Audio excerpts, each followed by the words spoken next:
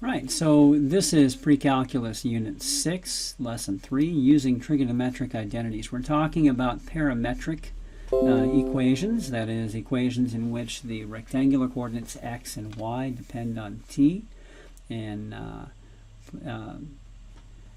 parametric form, x is a function of time and y is a function of time.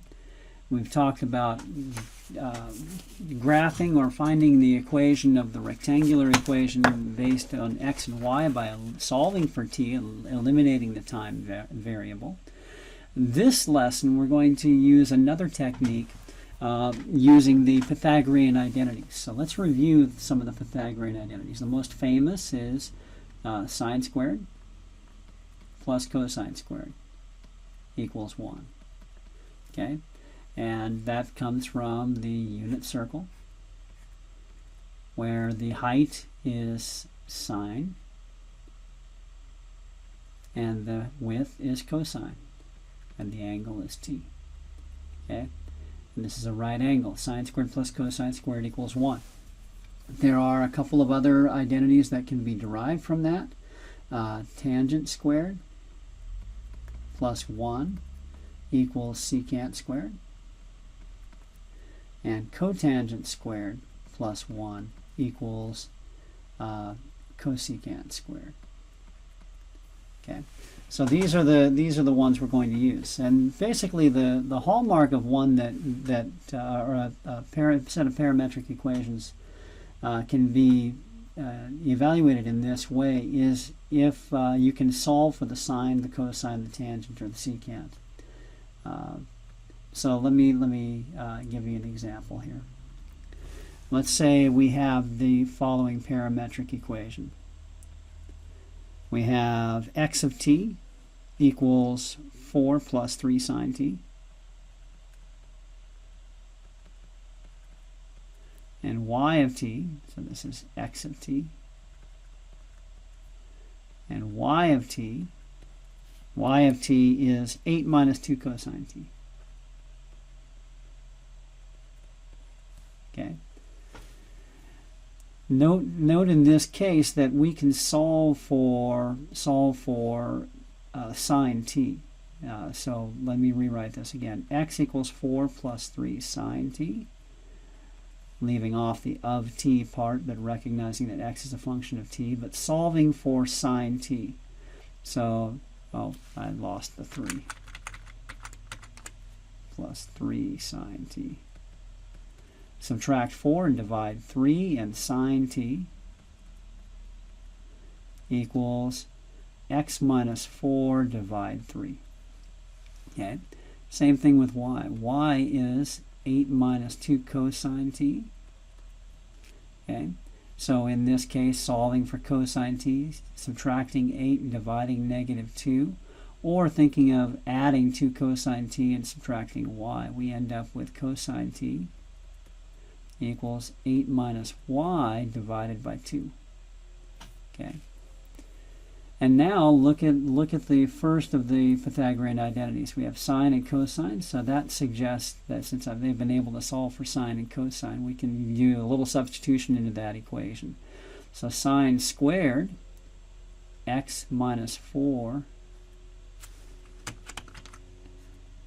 divide 3 squared plus cosine squared 8 minus y divide 2 squared equals 1. Now I'm going to do a couple of things and we're going to change the form here. First of all, recognizing that squaring 8 minus y is the same as squaring y minus 8. So this ends up being x minus 4 quantity squared over 3 squared. I'm going to leave it like that rather than writing 9 on purpose. Y minus 8 squared, reversing when we square doesn't change anything. 2 squared equals 1. And now hopefully you recognize this is an ellipse, right? This is an ellipse. We can graph it. Here's the origin. Okay. It is 8 to the right, 8 up and 4 down, or 4 to the right. I'm going to count by twos. So 4, 2, 4 to the right, 2, 4, 6, 8 up. There's the center. And the horizontal displacement is 3 left and right. So 2, 3. And 2, 3 left and right. And the vertical displacement is 2 up and down, 2 up and 2 down. And so this is in the ellipse. Like so.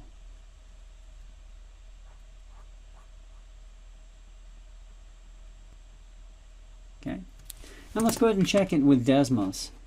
This is really kind of a neat feature of Desmos. We can graph parametric equations here. So I'm going to graph parentheses. Move that so we can see. 4 plus 3 sine t, comma, 8 minus 2 cosine t.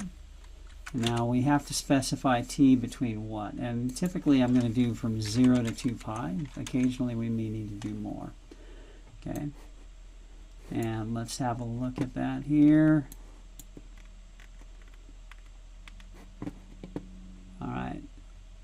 Let's try 0 to 100. Oh, wow. T is really slow. So let's do 200, 400. Yeah, there we go. There's our path, right? And note, by the way, t equals, let's do it 1. It's starting on the bottom, right? So the orientation, as I let t increase, is counterclockwise. Okay, so 200, 300. So I'm betting 100 pi.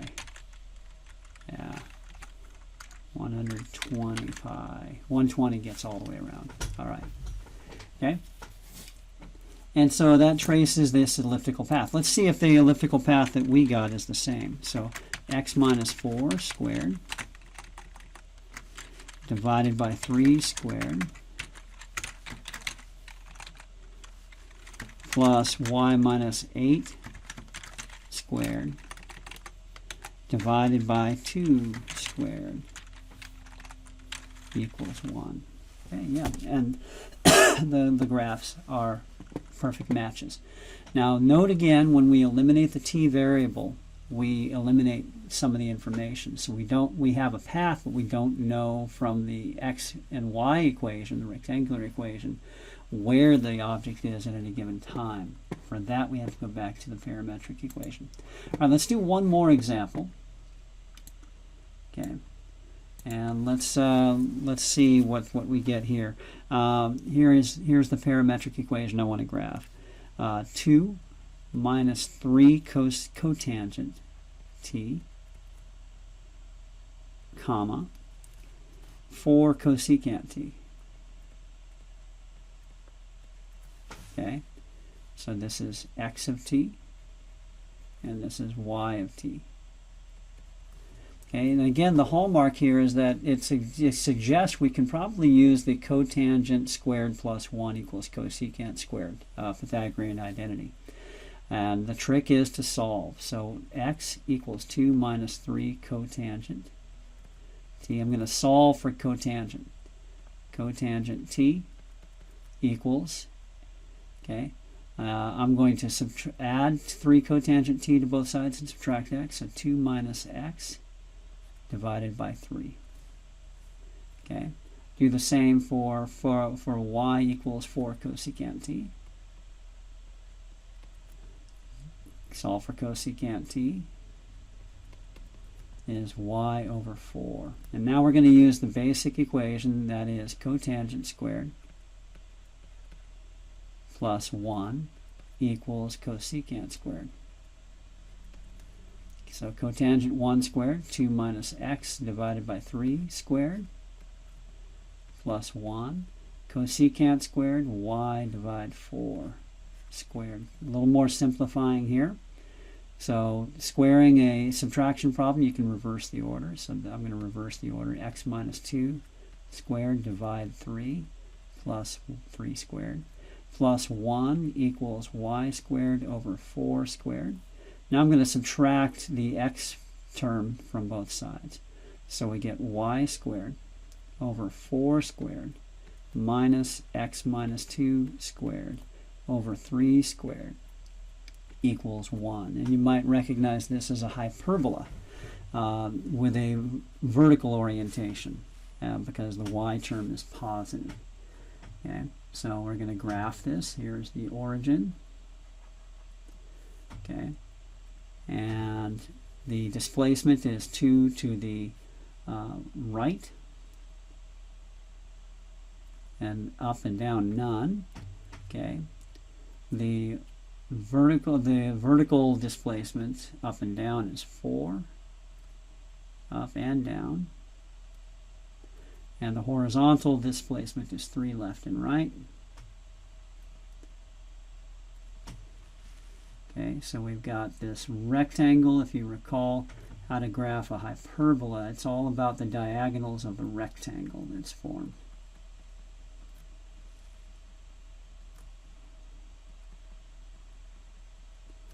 So we grab the straight edge and draw the diagonals of the rectangle.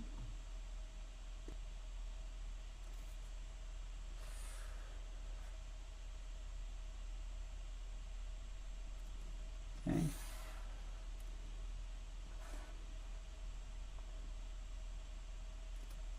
With a slope of a over b, or b over a, depending on how you think of it.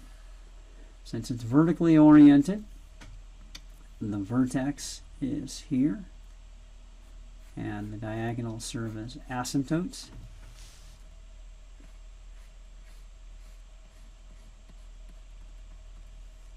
Okay, the vertex is down here, and we're not going to fool with finding the focus, but the focus is going to be somewhere around here and here. Okay, all right. So we can tell a lot about that this way. So let's go ahead and check in Desmos. Don't skip this step. You'll catch a lot of mistakes here. All right, so let's do parentheses 2 minus 3 cotangent t, comma 4 cosecant t. And I'm going to do t from 0 to 2 pi. Okay, and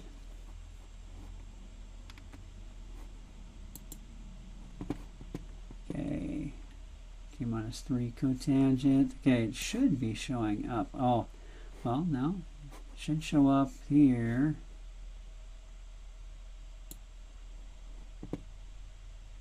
For cosecant t. Hold on, I'm going to pause the video for a moment. Yeah, the problem was I wasn't letting it go far enough, so it wasn't showing up here. So 200, so 100. So its orientation seems to be from left to right. 200, 300, and we start getting the bottom 400, right? And we can see this parabola here. All right, or hyperbola. And let's go ahead and graph the rectangular coordinates here. So y squared, all divided by 4 squared,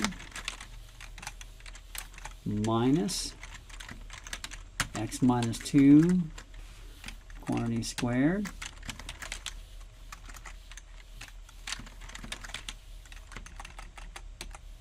divided by 3 squared. Oops.